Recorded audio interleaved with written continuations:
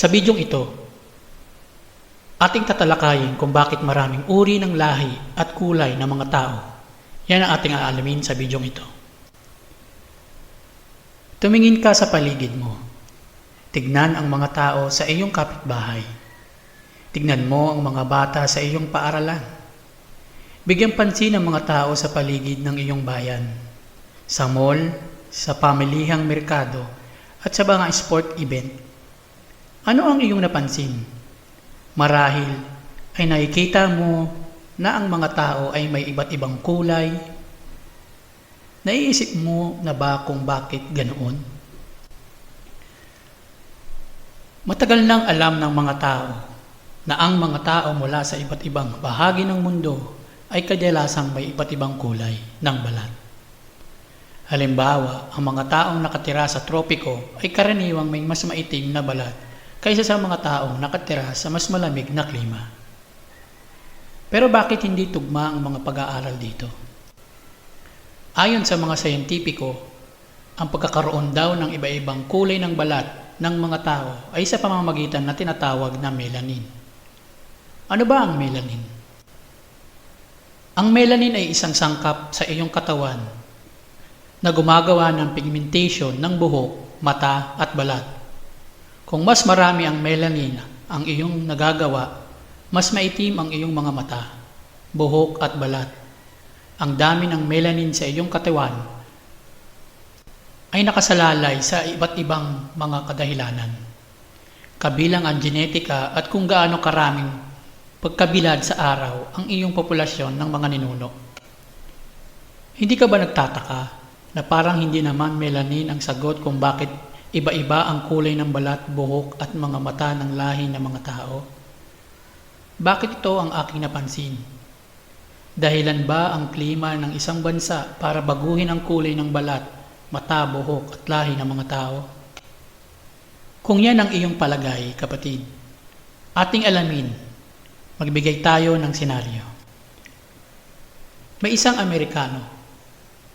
Ang kulay ng kanyang mga mata ay asul at ang balat niya ay puti. Siya ay pumunta sa Pilipinas upang doon bumuo ng pamilya. Ang Amerikanong ito ay mahilig magpunta sa karagatan ng Pilipinas. Sa kanyang pagbibilad sa araw sa dalampasigan, ang kanyang mga balat ay namumula dahil sa tindi ng sikat ng araw. Pero bakit tila hindi nagbago ang kanyang orihinal na kulay ng balat at mga mata? Ang kanyang mga balat ay namumula lamang sa tindi ng sikat ng araw.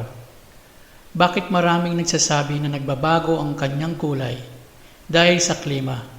Ngunit ito ay panandalian lamang na mapulang kulay dahil sa araw. Ito ang isa pang senaryo. Isang Aprikano. Ang kanyang kulay ay itim na itim, pati ang kanyang mga mata. Pumunta siya sa Amerika para doon magtrabaho at ilang taon ang kanyang ginugol sa pagtatrabaho. Ngunit ang kanyang kulay ay hindi nagbabago kahit ang klima sa Amerika ay malamig. Siya ay nanatiling maitim. Sa dalawang istoryang ating naibigay mga kapatid, ito ay isang example na hindi basehan ang klima at dami ng melanin sa ating balat. Kung hindi melanin at klima ang dahilan, mga kapatid, ano ang dahilan kung bakit iba-iba ang kulay ng mata, buhok at balat ng lahi ng mga tao? Ang tanging sagot dito mga kapatid, bumalik tayo sa pasimula. Dahil doon natin malalaman kung saan ba talaga nanggaling ang lahat ng lahi ng mga tao. Paalala, ang mga paksang maririnig ninyo mga kapatid ay malayo sa natutunan ninyo sa mga simbahan, sa mga pastor at sa mga school. Ito ay ang bagong revelasyon patungkol sa nakatagong lihim ng Biblia na itinatago ng matagal na panahon. Meron konting palaisipan mga kapatid. Ito ay tungkol sa 2 chapter ng 2 aklat. May isang sanggol na pinanganak. Sagana ang pagkain. Mayroong mga punong kahoy at prutas sa kanyang kapaligiran. Luntian ang kapaligiran. May malinaw na batis na paliliguan at paglalaruan. Iyan ang naabutan ng batang sanggol habang siya ay lumalaki. Ito ang istorya ng chapter 1. Dumako naman tayo sa istorya ng chapter 2. May isang sanggol na ipinanganak. Sa panahon na napakainit ng araw, ang mga halaman at punong kahoy ay hindi na namumunga dahil ang lugar ay hindi umuulan at ang lupa ay tuyot. Dahil sa pag-alala ng magulang, naghanap siya ng lugar na paglilipatan at doon nakita nila ang lugar na kanilang lilipatan. Sila ay nagtanim ng mga prutas at punong kahoy at inalagaan ang lugar. Ganyan lumaki ang bata sa chapter 2. Subukan po natin ipagkumpara ang dalawang istorya. Ang sanggol ba sa chapter 1 at ang sanggol sa chapter 2 ay iisa lamang? Kung ang iyong sagot ay magkaparehas lamang, subukan mo ulit panoorin ang video at pagkumparahin. Ang sanggol sa chapter 1 at ang sanggol sa chapter 2 ay hindi iisang istorya. Sa chapter 1, ang bata ay isinilang sa magandang panahon. Samantalang sa chapter 2, ang bata ay isinilang sa tuyot at pangit na panahon na wala nang namumunga. Hindi pwedeng isinilang sila sa parehas na magkaibang panahon. At kung ipipilit mo na parehas lang ang istorya ng dalawang chapter, may problema sa iyong pag-aanalisa. At kung sa tingin mo na ang istorya ng chapter 1 at chapter 2 ay magkaiba, congratulations! Ibig sabihin lang na gumagana ang critical thinking ng iyong pag-iisip. Huwag mo lang hahayaan na pasigaw-sigaw at sermon na nakakaparalisa ng pag-iisip ng tao.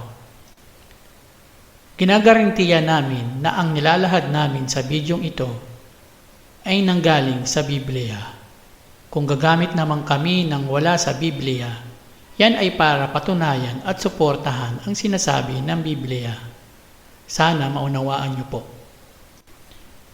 Ngayon, puntahan na po natin ang Genesis para makita natin ang analogy ng istorya kanina. Paghambingin natin ang chapter 1 at chapter 2 para patunayan na iba ang tao sa chapter 1 at iba ang tao sa chapter 2. Hindi po sila Adam and Eve ang nasa chapter 1. Tignan natin ang kapaligiran. Genesis chapter 1 verse 26 to 31. Pagkatapos sinabi ng alahayam, "Ngayon, likhain natin ang tao ayon sa ating larawan, ayon sa ating wangis. Sila ang mamamahala sa mga isda, sa mga ibon, sa himpapawid, at sa lahat ng hayop, maging maamo o mailap, malaki o maliit." Nilalang nga ng alahayam ang tao ayon sa kanyang larawan. Sila'y kanyang nilalang na isang lalaki at isang babae, at sila'y pinagpala niya. Sinabi niya, "Magpakarami kayo at punuin niyo ng inyong mga anak ang buong daigdig, at kayo ang mamamahala nito. Binibigyan ko kayo ng kapangyarihan sa mga isda, sa tubig, sa mga ibon, sa himpapawid, at sa lahat ng mga hayop na nasa ibabaw ng lupa. Ibinibigay ko rin sa inyo ang lahat ng uri ng halaman, nagkakabinhi at mga mumungang kahoy bilang pagkain ninyo. Ang lahat ng halamang luntian ay binibigay ko naman sa lahat ng hayop sa ibabaw ng lupa at sa lahat ng mga ibon. At ito nga ang nangyari. Pinagmasdan ng amang lumikha ang lahat niyang ginawa at lubos siyang nasiyahan. Lumipas ang gabi at sumapit ang umaga, iyon ang ika-6 na araw.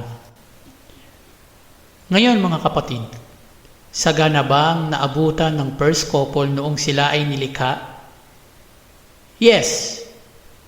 Dahil sa verse 29 to 30, Luntian at sagana ang ibinigay ng amang lumikha at hindi maladisyerto gaya sa panahon nila Adam sa chapter 2, Genesis 2 verse 5 ng Biblia. Ngayon po, dumako naman tayo sa chapter 2. Ito yung kay Adam and Eve. Genesis chapter 2 verse 5 to 9. Wala pang anumang halaman o pananim sa lupa, sapagkat hindi pa nagpapaulan noon ang alahayam Yahweh, at wala pa ring nagsasaka. Ngunit mayroon ng bukal na tubig na dumidilig sa kapatagan sa lupa. Pagkatapos ginawa ng alahayam Yahweh ang tao mula sa alapok, hininghan niya sa ilong at nagkaroon ito ng buhay. Gumawa ang alahayam Yahweh ng isang halaman sa Eden, sa dakong silangan, at doon dinala ang taong kanyang nilalang.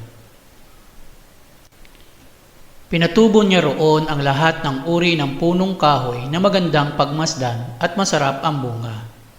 Sa gitna ng halamanan ay naroon ang punong kahoy na nagbibigay buhay, at gayon din ang punong kahoy na nagbibigay kaalaman tungkol sa mabuti at masama. Inilagay ng alahayam Yahweh ang tao sa halamanan ng Eden upang ito'y pagyamanin at pangalagaan. Wala ba kayong napansin? Tignan ninyo ang panahon at sitwasyon kung saan dumilat ang mata ni Adam. Walang halaman, walang kahoy, walang ulan at mainit. In short, parang disyerto. Sa makatuwid, ibang pangyayari at ibang lugar ang panahong ito. Kabaliktaran ang sitwasyon nila Adam and Eve kumpara sa first couple sa chapter 1. Pansinin, sa chapter 1, walang tao may nakahanda ng namumungang kahoy, buong mundo pa, whole face of the earth. Samantalang sa chapter 2, nandyan na si Adam saka palang nagtanim ng kahoy. Nakita niyo po ang pinagkaiba? Tignan naman natin ang mandato sa chapter 1 at chapter 2. Sabi sa first couple sa chapter 1, populate the world, at inihanda ang fruit-bearing trees para sa kanilang pagpaparami. Ibig sabihin, ang first couple ay hinanda sa pagpaparami. Malaya silang pumunta saan man sa buong kalupaan ng mundo dahil nakahanda ang mga pagkain. Go forth and multiply. Ganyan din po ba ang mandato na binigay kila Adam? Basahin natin ang Genesis 2 verse 15. The Almighty Creator took a man in the Garden of Eden to work it and take care of it. Pansinin ang Genesis chapter 2 verse 5. Walang halaman at walang pananim dahil walang ulan at walang magtatrabaho ng lupa. Pagkatapos ng verse 15, inilagay sila doon sa garden upang magtanim at alagaan ang garden. In short, sila ay ginawang caretaker ng Garden of Eden, at maliwanag na hindi si Adam ang sinasabihan ng go around the world and populate it. Dahil si Adam ay nakakulong sa Garden of Eden, doon lang siya mag-stay dahil may mandato sa kanya na magtanim at alagaan ang hardin. Dito ay malinaw na ang istorya ng chapter 1 sa Genesis at ang chapter 2 sa Genesis ay magkaiba ng panahon. Sa panahon ng first couple ay inutusan silang magparami sa buong mundo. Samantalang sa Genesis chapter 2, dinala si Adam sa Garden of Eden upang gawing caretaker, in short, gardener. Pansinin ang dalawang creation sa Genesis chapter 1. Ginawa na ang babae at lalaki, samantalang sa Genesis chapter 2, si Adam pa lang ang nagawa. Ngayon mga kapatid, kung malinaw ang pag-aanalisa ninyo, dito natin makikita na magkaiba ang dalawang chapter. Hindi sila iisang panahon at pangyayari, gaya ng naituro ng mga simbahan, pastor at maraming mga relihiyon. Dito natin malalaman na meron palang iba-iba pang lahi ang mga tao bukod kila Adam and Eve maging ang mga lahi ng mga anghel na pinarusahan at binagsak sa lupa ay nakipagtalik sa mga kababaihan ng tao sa mundo. Dito rin natin masasagot kung bakit ang lahi ng mga tao ay iba-iba, maging ang kulay ng balat, buhok at mga mata nito. Ito'y nasagot dahil nakita sa ating pag-aanalisa na hindi lang kila Adam and Eve nagmula ang lahi ng mga tao. Meron pang ibang lahi ang humalo sa kanila. Yan ang ating tutuklasin sa susunod nating video. Kung ano at paano ang istorya nila Adam and Eve habang sila'y nasa garden at ganoon din sa first couple. Maraming salamat sa mga nakinig at nanood ng video. Pagpalain kayo ng ating mahal na Aba Yahawa at anak Misaya King Yahawashai Yahawada. Huwag kalimutan mag-subscribe, mag-like at mag-share at pindutin ang notification bell para sa susunod nating video. Be blessed. Shalom.